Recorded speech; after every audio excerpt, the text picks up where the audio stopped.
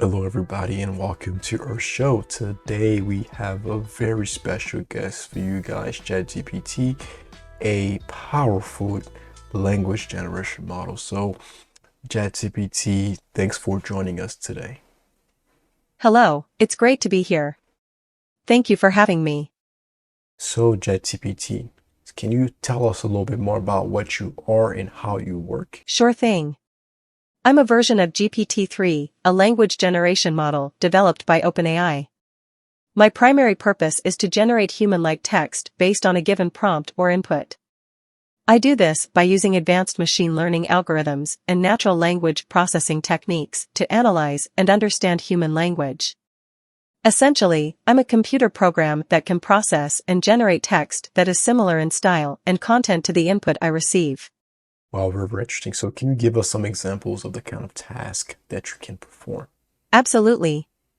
I can do all sorts of tasks, such as answering questions, generating summaries, translating languages, and even writing fiction or poetry. I can also be used to automate customer service, generate reports or articles, and perform other tasks that require understanding and processing human language. Wow, I gotta say that's quite impressive. So, one thing I want to ask, right, for my viewers, right, can you solve coding interview questions, right? Like the ones that we find on platform like LeetCode, right?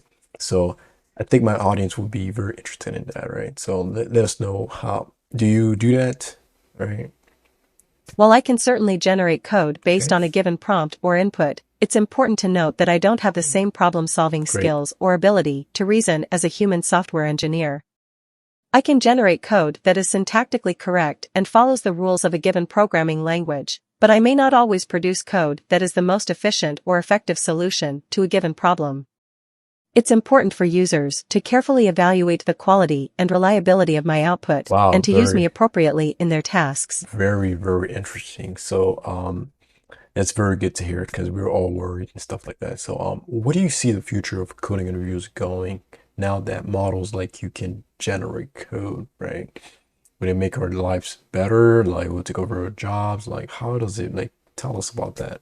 It's difficult to say for certain what the future will hold, but it's likely that language generation models like myself will continue to play an increasingly important role in a wide range of industries and fields. We may be used to automate tasks, improve efficiency, and augment the work of human professionals in a variety of settings. However, it's also important to recognize that there are many tasks and skills that are unique to humans, and that language generation models like myself will never be able to completely replace the creativity, problem-solving, and critical thinking of human Nice, professionals. nice, very interesting. So, like I said earlier, a lot of people are worried about models like you potentially taking over jobs away as software engineers, right? So, do you see this as a possibility? While it's true that language generation models like myself can automate certain tasks and may impact the way certain jobs are done in the future, it's important to recognize that we are just tools and cannot completely replace the skills and expertise of human software engineers. Instead of worrying about replacing humans, I believe it's more productive for us to focus on finding ways to work together and complement each other's skills and expertise.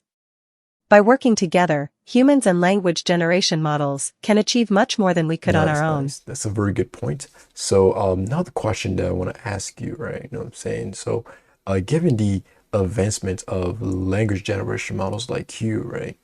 Do you think it's still necessary for people to go and get a degree in computer science or in related fields? My advice would be to focus on developing a strong foundation in the core concepts and skills of software engineering and programming, such as data structures, algorithms, and programming languages. It's also important to stay up to date with the latest developments and trends in the field, and to be open to learning and adapting to new technologies and approaches as they emerge.